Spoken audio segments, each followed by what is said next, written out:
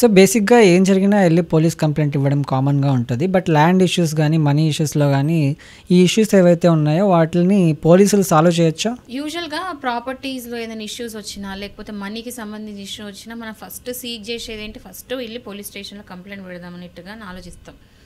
కాకపోతే ఏందంటే కంప్లీట్‌గా ఒకవేళ సేల్‌కి, పర్చేస్‌కి లేకపోతే ప్రాపర్టీకి సంబంధించిన ఏదైనా ఇష్యూ ఉందనుకోండి, అది ఖచ్చితంగా సివిల్ కోర్ట్‌లోనే మనం వెయ్యాలి. బట్ ఆ ల్యాండ్ మ్యాటర్‌లో ఏదైనా ఫ్రాడ్ ఇన్వాల్వ్ అయినా, లేతే ఎక్కడైనా అబ్యూస్ ఆఫ్ లా అంటే లాకి సంబంధించి ఇల్లీగల్ పనులేమన్నా ఇన్వాల్వ్ అయి ఉన్నా ఇష్యూలో అప్పుడు వెళ్ళి పోలీస్ స్టేషన్ కంప్లైంట్ పెట్టొచ్చు. బట్ ప్యూర్లీ సివిల్ నేచర్ అంటే ఇక్కడ మీనింగ్ ఏంటంటే ఒకవేళ ఇష్యూకి అంటే పర్చేస్‌కి లేకపోతే అమ్మడము, కొనడం కాకుండా డాక్యుమెంట్స్‌కి సంబంధించింది కాకుండా ఇట్లాంటి ఏమన్నా ఇష్యూ ప్యూర్లీ సివిల్ నేచర్ ఉంటది కదా! అది మాత్రం సివిల్ కోర్ట్స్‌కే అర్థమైతది. ఎందుకంటే పోలీసులు వాళ్ళు ఐపీసీ చదువుకొని ఉంటారు. ఐపీసీతోని డీల్ చేస్తారు. ఓకే. Indian penal code. కానీ సివిల్ మ్యాటర్స్‌లో వాళ్ళకి ఆ సబ్జెక్ట్‌తోని వాళ్ళకి టచ్ ఉండదు. వాళ్ళకి సంబంధం లేదు. వాళ్ళకి రైట్స్ కూడా లేవు. సో, ఓన్లీ క్రిమినల్ నేచర్ ఉంటే మాత్రం ప్రాపర్టీకి సంబంధించిన ఇష్యూలో క్రిమినల్ నేచర్ ఉంటే అప్పుడు పోలీసులు అందులోకి ఎంటర్ అవుతారు. క్రిమినల్ కేసెస్ ఫైల్ చేయొచ్చు. కానీ సివిల్ నేచర్ ఉన్నాయి మాత్రం ఖచ్చితంగా సివిల్ కోర్ట్స్‌కి అప్రోచ్ కావాలి. ఎందుకంటే మనం చాలామంది వెళ్ళి ప్రాపర్టీస్‌లో ఇష్యూస్ అవుతున్నాయి, గొడవలు అవుతున్నాయని పోలీస్ కంప్లైంట్ పెడితే పోలీసులు అప్పుడు ఏం చెప్పి పంపిస్తారు? ఇది సివిల్ మ్యాటర్ మేము చూడము అని చెప్తారు. సివిల్ మ్యాటర్ అని చెప్పి వాళ్ళు చాలాసార్లు ఎస్కేప్డ్ అవుతారు. కానీ ఇక్కడ మీరు తెలుసుకోవాల్సిన డిఫరెన్స్ ఏంటంటే ఆ సివిల్ మ్యాటర్లో కనుక క్రిమినల్ నేచర్ ఉంటుంటే అంటే ఫ్రాడ్ జరగడము, చీటింగ్ జరగడము, లేకపోతే ఏదైనా కొట్లాటలు అలాంటి అవ్వడము, లేదా చంపుకోవడాలు ఇలాంటి క్రిమినల్ సైడ్ ఒక్కటైనా ఉంటే అప్పుడు వెళ్ళి మీరు పోలీస్ స్టేషన్లో పెట్టవచ్చు. పోలీసులు ఖచ్చితంగా సాల్వ్ చేయాలి ఆ ప్రాబ్లమ్. కంపల్సరీ ఎఫ్ఐఆర్ ఫైల్ చేయాలి. దాని మొత్తం చార్జ్ షీట్ తయారు చేయాలి. వాళ్ళు వెళ్ళి కోర్టులో సబ్మిట్ చేయాలి రిపోర్ట్ అనేది. ఓకే. కానీ సివిల్కి సంబంధించి మాత్రం చేయడానికి లేదు. సో ఈ డిఫరెన్స్ అనేది పబ్లిక్ తెలుసుకోవాలి. పోలీసులు నెక్స్ట్ టైం వెళ్ళి ఇది కంప్లీట్లీ సివిల్ మ్యాటర్ అంటే నో ఇలా క్రిమినల్ కూడా ఉంది కాబట్టి మీరు తీసుకోవాల్సింది ఎఫ్ఐఆర్ చేయాల్సిందని మీరు అడగొచ్చు. సో రీసెంట్గా ఒక కేసు రికా బిరానీ వర్సెస్ స్టేట్ ఆఫ్ యూపీ 2025లోనే ఈ జడ్జిమెంట్ వచ్చింది. దాని ప్రకారం ఏంటంటే పోలీసులు సివిల్ మ్యాటర్స్ డీల్ చేయడానికి లేదు until and unless criminal nature ఉంటే తప్ప. అంటే అందులో ఏమైనా ఫ్రాడ్ లేకపోతే ఏదన్నా అలాంటిది ఉంటే కనుక చేయొచ్చు. బట్ అలాంటి ఏం లేదు. జస్ట్ ప్యూర్ సివిల్ నేచర్ ఉంటే మాత్రం చేయడానికి లేదు. పోలీస్ కంప్లైంట్ పెట్టడానికి లేదు. ఎఫ్ఐఆర్ కావడానికి లేదు. ఎఫ్ఐఆర్ చేయాల్సిన అవసరం కూడా పోలీసులో లేదు అని చెప్పేసి క్లారిటీ ఇచ్చారు. సో కొన్ని సందర్భాల్లో అన్నదమ్ముల ఆస్తులు ఏవైతే ఉంటాయో పంపకాలు జరుగుతుంటాయి. పెద్దల సమక్షంలోనూ లేకపోతే ఇలా జరుగుతుంటాయి. బట్ ఇందులో ఒకవేళ అన్నకు ఎక్కువ కానీ తమ్ముడికి ఎక్కువ ఇలా వచ్చినప్పుడు ఈ మ్యాటర్స్లో సివిల్ కోర్ట్ ఇన్వాల్వ్మెంట్ అవ్వచ్చు. బాగా అంటే ఇది మంచి ఎగ్జాంపుల్. ఇప్పుడు ఇక్కడ ఏంటంటే అన్నదమ్ముళ్ళు ఒకరికి ఎక్కువ వచ్చింది, ఒకరికి తక్కువ వచ్చింది అన్నప్పుడు వెళ్ళి పోలీస్ కంప్లైంట్ పెట్టడానికి లేదు. ఎందుకంటే పోలీసులకి సివిల్ మ్యాటర్స్ అర్థం కావు. వాళ్ళకి నాలెడ్జ్ ఉండదు. వాళ్ళకి రైట్స్ కూడా లేవు. అంటే యాజ్ పర్ అంటే ఇప్పుడు లా ప్రకారం ఏంటంటే పోలీసులు సివిల్ మ్యాటర్లో నాలెడ్జ్ ఉండదు, చేయడానికి ఉండదు. వాళ్ళ రైట్స్ ఒక లిమిటెడ్ వరకే. సో ఇక్కడ ఏంది ఎక్కువ తక్కువ అనేది తేల్చాల్సిన కోర్టు. ఎందుకంటే దానికి సంబంధించిన డాక్యుమెంట్స్, దానికి సంబంధించిన ఎవిడెన్సులు ఏవైతే ఉన్నాయో అవన్నీ కూడా కోర్టులో వేస్తే కోర్టు ఏంటంటే ఎక్స్పర్ట్ అందులో. అంటే అందులో అంటే జడ్జెస్ కానీ లేకపోతే అడ్వకేట్స్ కానీ అందులో ఎక్స్పర్ట్ అయి ఉంటారు. సివిల్ ఏంటంటే కంప్లీట్ సివిల్ లా చదువుకొని ఉంటారు. సివిల్ లా తెలిసి ఉంటుంది. అప్పుడు వాళ్ళు చూసి ఈ డాక్యుమెంట్స్ ఇది అందులో బార్డర్స్ ఎంత ఉంది, బౌండరీస్ ఎక్కడి వరకు ఉన్నాయి, డాక్యుమెంట్స్ ఏ ప్రూఫ్ చూపిస్తుంది, మరి అన్నకి కరెక్ట్గా ఉందా, తమ్ముని కరెక్ట్ ఉంది. ఇప్పుడు అన్నట్టు మీరు పార్టీషన్ సూట్ అనుకోండి, సరే సమానంగా ఇవ్వాలి, కూతుర్లు ఉంటే సమానంగా ఇవ్వాలి అనేది ఇట్లా తేల్చేస్తుంది. ఎందుకంటే అది వాళ్ళ కప్ ఆఫ్ టీ, వాళ్ళకి సంబంధించిన మ్యాటర్ అది. పోలీసులకు ఏముండదు. బట్ మీరున్న ఎగ్జాంపుల్లో, మీరు ఇచ్చిన ఎగ్జాంపుల్లో ఈ డాక్యుమెంట్స్ ఇవన్నీ చూసి కోర్టులో చెప్పినట్టు ఒక్కవేళ ఇద్దరు కొట్లాడుకున్నారు అనుకోండి, ఒకరినొకరు కొట్టుకోవడము, లేకపోతే ఒకరినొకరు చీట్ చేయడము, ఫోర్జరీ చేయడము, సంతకాలు ఫోర్జరీ చేయడము, ఇలాంటిది ఏదైనా క్రిమినల్ సైడ్ టచ్ ఉందనుకోండి ఆ కేసులో, అప్పుడు వెళ్ళి పోలీస్ స్టేషన్లో కంప్లైంట్ పెట్టచ్చు. కానీ కోర్టుకి వెళ్ళాలి, but along with criminal case. So criminal case కూడా సివిల్ కేసుకి హెల్ప్ అవుతుంది. సో ఇటు ఒక దిక్కు పోలీస్ స్టేషన్ కంప్లైంట్ ఇచ్చిన తర్వాతనే ఈ కోర్టుకి వెళ్ళాలి. కోర్టుకి వెళ్ళిన తర్వాత కూడా ఇవ్వచ్చు. బట్ ఈ కోర్టు మీరు వేసిండ్రా లేదా క్రిమినల్ కేసు అనేది అడుగుతుంది. ఎందుకంటే ఇక్కడ క్రిమినల్ కేసు ఉంది కదా, మీరు సివిల్ కోర్టుకి వచ్చిండ్రు కదా, మరి క్రిమినల్ కేసు వేసిండ్రా లేదా అని జడ్జి గారు అడుగుతారు. ఒకవేళ ఇయ్యలేదంటే మీ కేసు పోయినట్టు.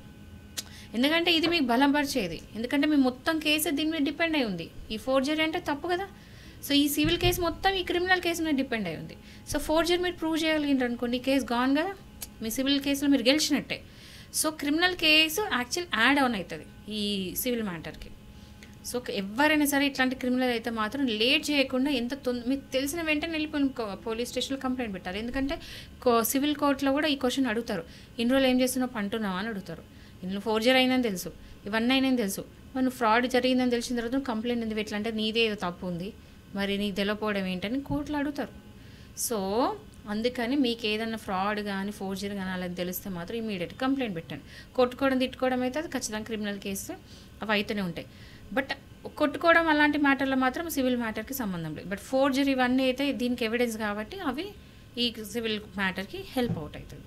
సో ఇది డిఫరెన్స్ అనమాట. సో ఇప్పుడు సేమ్ మనీ మ్యాటర్స్లో కూడా పోలీస్ ఇన్వాల్వ్మెంట్ ఉండొద్దు అంటారు. అంటే ఒక ఫ్రెండ్ ఇంకో ఫ్రెండ్కి డబ్బులు ఇవ్వడం, దాన్ని వసూలు చేసుకోవడం, ఇవ్వకపోవడం, ఇలాంటి మ్యాటర్స్లో పోలీసుల ఇన్వాల్వ్మెంట్ ఉండొద్దు అంటారు. ఇప్పుడు ఇది కూడా అంతే, సేమ్ నేను ఇప్పుడు ఎట్లా చెప్పినో సివిల్ మ్యాటర్ ఎట్లా చెప్పినో ఇది కూడా అంతే. ఎట్లా అంటే ఒకరు డబ్బులు ఇవ్వాలి అన్నప్పుడు మీరు వెళ్ళి రికవరీ సూట్ వేసుకోవాలి.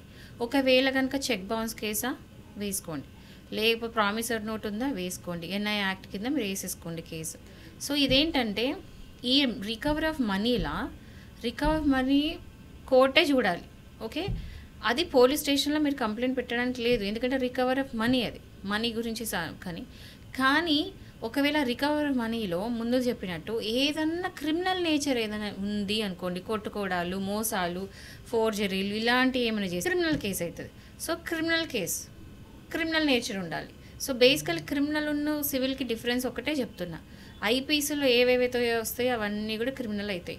అండ్ అవన్నీ కానీ అన్నీ ఇప్పుడు ప్రాపర్టీకి సంబంధించిన, ల్యాండ్కి సంబంధించింది, పేపర్స్కి యూజ్ చేసి అంటే పేపర్స్ని పెట్టుకొని అయ్యే కేసులు అన్నీ కూడా సివిల్ మ్యాటర్ అవుతుంది. అది ల్యాండ్ ప్రాపర్టీ అన్నీ కూడా. క్రిమినల్ అని అయితే ఏంటంటే ఒక మనుషులు చేసే పాడు పనులు అనుకోండి, కరెక్ట్ చెప్పాలంటే, అంటే పిచ్చి పనులు, అంటే ఏమైనా ఫ్రాడ్, ఫోర్జరీ, కొట్టడం, తిట్టడం, అన్లాఫుల్ థింగ్స్ ఏవైనా సరే అన్లాఫుల్గా ఏ మనిషి అనేది చేస్తే ఇదంతా క్రిమినల్ కిందకి వస్తుంది. సో ఈ రికవర్ ఆఫ్ మనీలో కూడా ఏమైనా క్రిమినల్ కనుక ఉంటే, క్రిమినల్ నేచర్ అఫెన్స్ కనుక చేసి ఉంటే వేయొచ్చు.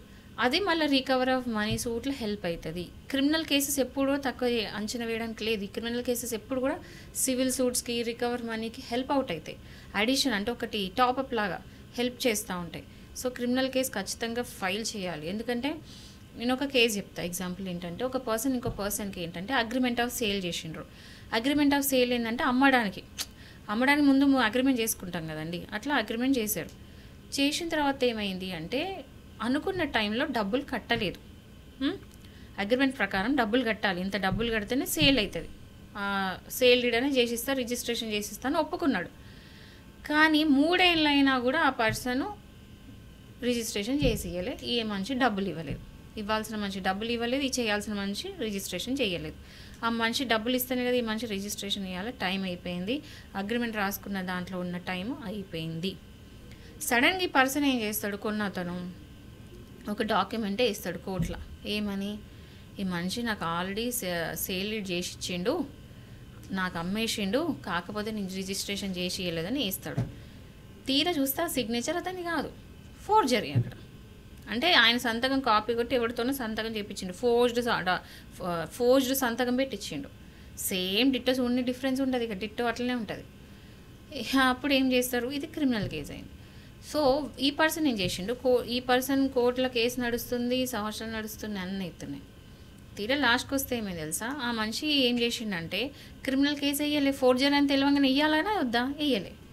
వేయపోయేసరికి జడ్జి గారు ఏమన్నారు లాస్ట్కి వస్తే, నువ్వు క్రిమినల్ కేసు అని తెలుసు, ఫోర్జరీ జరిగిందని తెలుసు, ఫోర్జరీ జరిగిందని తెలిసిన తర్వాత నువ్వు ఎందుకు క్రిమినల్ కేసు వేయలే, అయిపోయింది, నీ రైట్స్ ఫోర్ఫిట్ అయిపోయినాయి, నువ్వు ఇంకా వేయడానికి లేదు, మస్తు టైం అయింది, నీకు ఎప్పుడో తెలుసు కదా, 3 ఏళ్ల క్రితమే తెలుసు ఫోర్స్ట్ అని, అయినా కూడా ఇప్పటివరకు వేయలేదంటే నీదే తప్పు, అది ఆ రైట్ ఫోర్ఫిట్ అయిపోయింది ఖతం, నువ్వు ఈ సివిల్ ఈ డాక్యుమెంట్స్ దీన్ని బట్టే నువ్వు కేసు డీల్ చేయని చెప్పారు. యాక్చువల్లీ ఏంటంటే కేసు మొత్తం ఓడిపోయిండు. సో క్రిమినల్ కేసు వేయకపోవడం వల్ల కేసే ఓడిపోయింది అక్కడ. సో ఎవ్వరు కూడా కనుక ఇప్పుడు సివిల్కి సంబంధించిన దాంట్లో క్రిమినల్ కనుక ఉంటే వేయండి, అడ్వకేట్ దగ్గర కరెక్ట్ సలహా తీసుకోండి, నాలెడ్జ్ పెంచుకోండి. ఒకవేళ కనుక వేయకపోతే ఈ కేసు ఎఫెక్ట్ అవుతుంది, అది గుర్తుపెట్టుకోండి. Okay, thank you madam.